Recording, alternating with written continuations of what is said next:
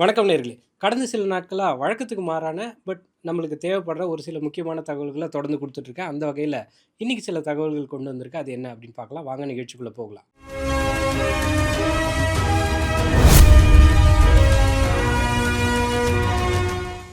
ஒரே ஒரு டிராப் ரத்தம் இருந்தா போதும். அதாவது ரத்தம் சம்மந்தமான கேன்சர்ஸ் எந்த ஸ்டேஜ்ல இருந்தாலும் அத முன்கூட்டியே கண்டுபிடிக்கிறதுக்கான ஒரு அட்வான்ஸ் டெக்னாலஜி மெஷின சைனால கண்டுபிடிச்சிருக்காங்க. முன்னாடிலாம் டெஸ்ட் டியூப்லாம் எடுத்துக்கிட்டு ஆல்மோஸ்ட் ஒரு 50, 100 மில்லி அளவுக்கு ரத்தங்கள் எடுத்து பல மணி நேர ப்ராசஸ்க்கு அப்புறமா தான் உங்களுக்கு வந்து கேன்சர் இருக்கா? இல்லையா? இது சம்மந்தமான டயக்னாசிஸ்க்கே கொஞ்சம் டைம் எடுக்கும். ஆனா சைனாவ சேர்ந்த ஒரு சில விஞ்ஞானிகள் இப்போ ஒரு புதுசான டிவைஸ் கண்டுபிடிச்சிருக்காங்க. அந்த டிவைஸ் எங்க முதல்ல காட்சிப்படுத்தியிருக்காங்க அப்படின்னா, வெல்ஸ்டேக் யுனிவர்சிட்டி அப்படின்னு ஒரு யுனிவர்சிட்டி இருக்கு சைனால. அந்த சைனால வென் WEN அதான் அவரோட பேரு. வென். அந்த வென்ங்கிற அவருடைய தலைமையில ஒரு டீம் வந்து இந்த ஸ்பெஷல் டிவைஸை ரெடி பண்ணியிருக்காங்க.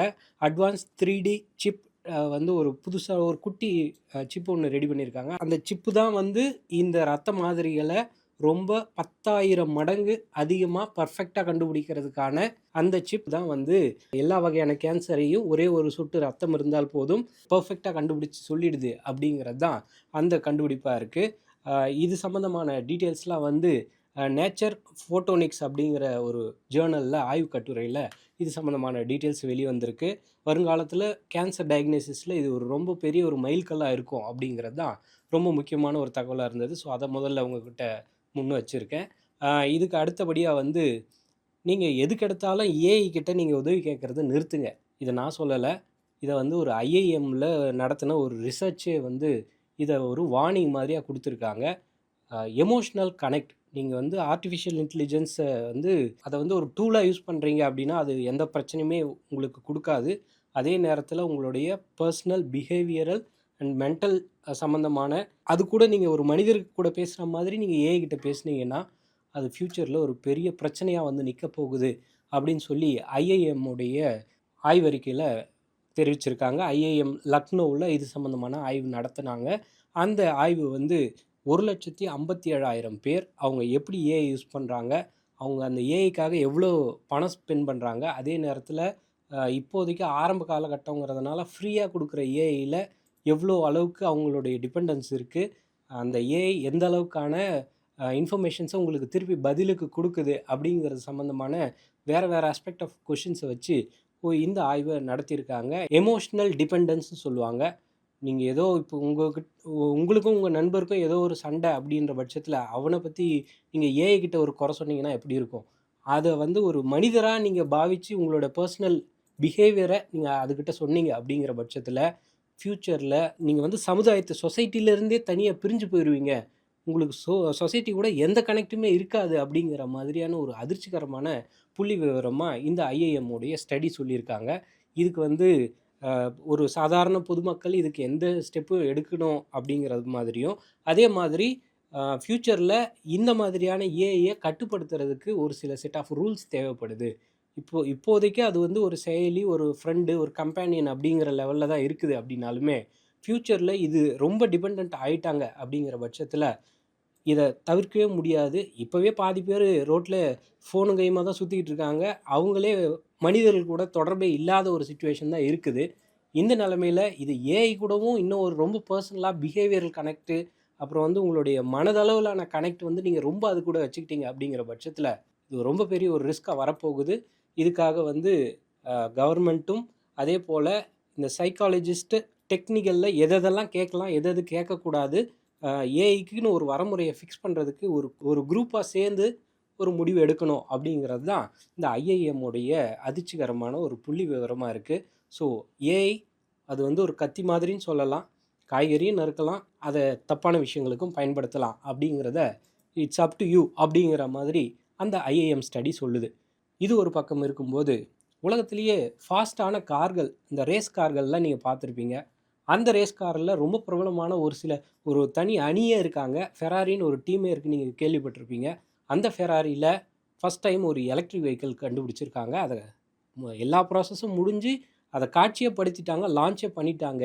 அப்படிங்கிறது தான் நம்ம கவனிக்க வேண்டிய ஒரு முக்கியமான விஷயம். அந்த புது காருக்கு வந்து லூசி இந்த லூசி அப்படிங்கிற இந்த கார் தான் வந்து ஃபெராரி அணியுடைய ஃபஸ்ட்டு எலக்ட்ரிக் வெஹிக்கிள் அப்படிங்கிறதுல முக்கியமான அம்சம் அப்படின்றத நம்ம பார்க்கலாம். இதில் வந்து எலக்ட்ரிக் வெஹிக்கிள் அவங்க யூஸ்வலாக பெட்ரோல் அப்புறம் இந்த மாதிரி ரேஸ் கார் பண்ணுறதுல ரொம்ப எக்ஸ்பர்ட்டாக இருக்கிற ஃபெராரி ஒரு சாதாரண பொதுமக்களும் கொஞ்சம் வசதி படைத்தவர்களும் அவங்க வந்து ஒரு கமர்ஷியல் மார்க்கெட்டுக்குள்ளே வராங்களா அப்படிங்கிற ஒரு புது இன்ஃபர்மேஷனும் வெளிவந்திருக்கு. இப்போ அறிமுகப்படுத்தியிருக்கிற அந்த புது காருடைய ஸ்பெசிஃபிகேஷன் என்ன அப்படின்னு பார்த்தீங்கன்னா, 5 பேர் உட்காரலாம் அப்படிங்கிற மாதிரி. ஒரு ஃபெராரி காரில் இதுக்கு முன்னாடி 5 பேர்லாம் உட்காந்து போகிற மாதிரியான சீட்டிங்ஸ் கிடையாது. ஆனால் இப்போ வந்து இந்த புது காரில் 5 பேர் உட்காந்துட்டு போகலாம். அதே போல் 4 டோர்ஸ் இருக்கும் அப்படிங்கிற மாதிரியும் இது வந்து 1000 ஹார்ஸ் பவர் இருக்குது அப்படின்னு சொல்கிறாங்க. சரி, இது என்ன 1000 ஹார்ஸ் பவர்ஸில் இதில் நம்ம என்ன செய்ய போகிறோம் அப்படின்னு நீங்கள் கேட்கலாம். ஒரு 100 கிலோமீட்டர் ஸ்பீடு 0லேருந்து 100 கிலோமீட்டர் வரைக்கும் உள்ள அந்த ஸ்பீடை வெறும் 2.5 செகண்டில் கடந்துட முடியும் அப்படிங்கிறது தான் இந்த ஃபெராரி காருடைய சிறப்பம்சம் அப்படிங்கிறத நம்ம கவனிக்க வேண்டியது இருக்குது. ஒரு முறை சார்ஜ் பண்ணிட்டீங்க அப்படின்னா குறைஞ்சபட்சம் 500 கிலோமீட்டர் வரைக்கும் போக போகுது அப்படிங்கிறதுனால இது ஃப்யூச்சரில் குறிப்பிட்ட ஷார்ட் டிஸ்டன்ஸில் ஒரு ரேஸ் மாதிரி நடத்துறதுக்கும் இது ஒரு பெரிய வழிவகுத்திருக்கு அப்படிங்கிறத நம்ம கவனிக்க வேண்டியது இருக்குது. இந்த ஃபெராரியோடைய புது கார் தான் வந்து உலகம் ஃபுல்லாக இப்போ டாக் ஆஃப் த டவுனாக இருக்குது. இதுக்கப்புறம் வந்து கடுமையான வெயில், எங்கே திரும்பினீங்கனாலும் வெயில், பகல்லையே ரோட்டில் எங்கேயும் வெளியில் நடமாட முடியல, அதே நேரத்தில் நைட் டைம்லேயும் சரியாக தூங்க முடியல. இந்த மாதிரி புலம்புறவங்களுக்கு மத்தியில் இந்த சீசனில் ஒரு சில பழங்கள் கிடைக்கும் இல்லையா? அதில் முக்கியமான பழம் வந்து மாம்பழம். மாம்பழம் இந்த வருஷத்தில் ரொம்ப பெரிய ஒரு பாதிப்பை சந்திச்சிருக்கு. ஜஸ்ட் பிகாஸ் ஆஃப் இந்த வெயில், கடுமையான வெயிலால் இந்த வருஷத்துடைய மாம்பழ ப்ரொடக்ஷனே ரொம்ப பாதிக்கப்பட்டிருக்கு அப்படிங்கிறது தான் ஒரு முக்கியமான அதிர்ச்சிகரமான புள்ளி விவரமாக இருக்குது.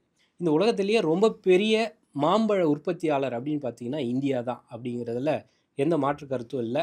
2.3 பில்லியன் அமெரிக்கன் டாலர் அளவுக்கு ஒரு வருஷத்துக்கு இந்த வணிகம் நடக்குது. இந்தியாவில் இருக்கிற மாம்பழங்களால் மட்டும் இவ்வளோ வருமானம் இந்தியாவுக்கு வருது அப்படிங்கிறது நம்ம தெரிஞ்சுக்கணும். 2025 புள்ளி விவரத்தை நான் பேசிகிட்டு இருக்கேன்.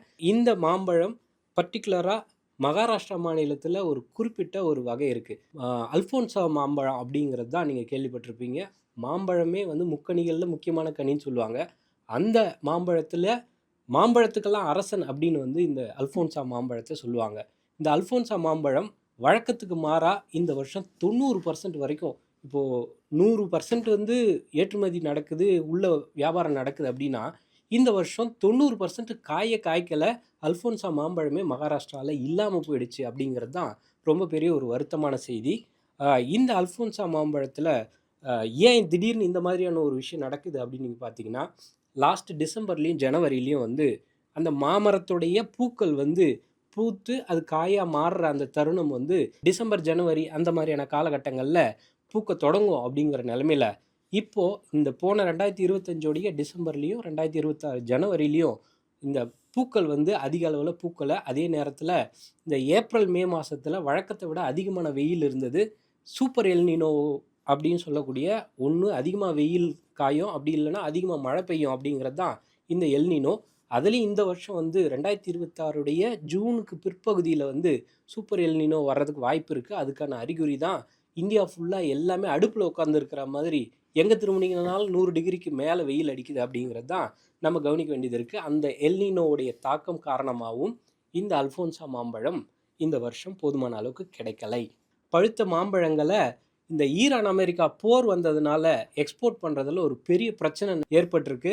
அதாவது 100 மாம்பழங்கள் இங்கேருந்து அரபு நாடுகளுக்கு போகுது அப்படிங்கிற பட்சத்தில் இந்த ஈரான் அமெரிக்கா போர்னால யாருமே இந்த மாம்பழங்களை இந்த ஸ்டேட் ஆஃப் ஹார்முஸ் வழியாவோ இல்லை இந்த கடல் வழியாக எடுத்துகிட்டு போகிறதுக்கோ யாரும் முன் வரலை அப்படிங்கிறத நம்ம கவனிக்க வேண்டியது இருக்குது. அதாவது ஏற்கனவே நம்ம சொன்னது 90% உற்பத்தியே இல்லை, அதையும் மீறி 10% தான் மொத்தமாக காய்ச்சிருக்கு அப்படிங்கிற பட்சத்தில் அதையே நீங்கள் வெளிநாட்டுக்கு ஏற்றுமதி பண்ணலான்னு முயற்சி பண்ணாலுமே இந்த ஈரான் அமெரிக்கா போர் அப்புறம் இந்த ஹார்முஸ்லாம் க்ளோஸ் ஆனதுனால அங்கங்கே எல்லா கப்பல்களும் தேங்கி நிற்குது அப்படிங்கிறதுனால இந்த மாம்பழங்கள் அரபு நாடுகளுக்கு போய் சேரவே இல்லை அப்படிங்கிறத நீங்கள் புரிஞ்சுக்கணும். மொத்தம் 40% மாம்பழம் அப்படியே தேங்கி நிற்குது. இதனால் இந்திய அளவில் இந்த அல்ஃபோன்சா மாம்பழத்துக்கு இருந்த மவுசு கொஞ்சம் கொஞ்சமாக இந்த வருஷம் போயிடுச்சு அப்படிங்கிறதுனால அடுத்த வருஷமாவது பொதுமக்கள் இந்த மாம்பழத்தை தேடி வருவாங்களா அப்படின்னு சொல்லி அந்த விவசாயிகள் என்ன பண்ணுறதுன்னு தெரியாமல் முழிச்சிட்ருக்காங்க அப்படிங்கிறது தான் நம்ம பார்க்க வேண்டியதாக இருக்குது. ஸோ வழக்கத்துக்கு மாறான 4 தகவல்கள் உங்கள்கிட்ட கொடுத்துருக்கேன். இந்த மாதிரியான இன்ஃபர்மேஷன்ஸ் தொடர்ந்து கொடுக்குறேன். என் பேர் ராஜா. நன்றி, வணக்கம்.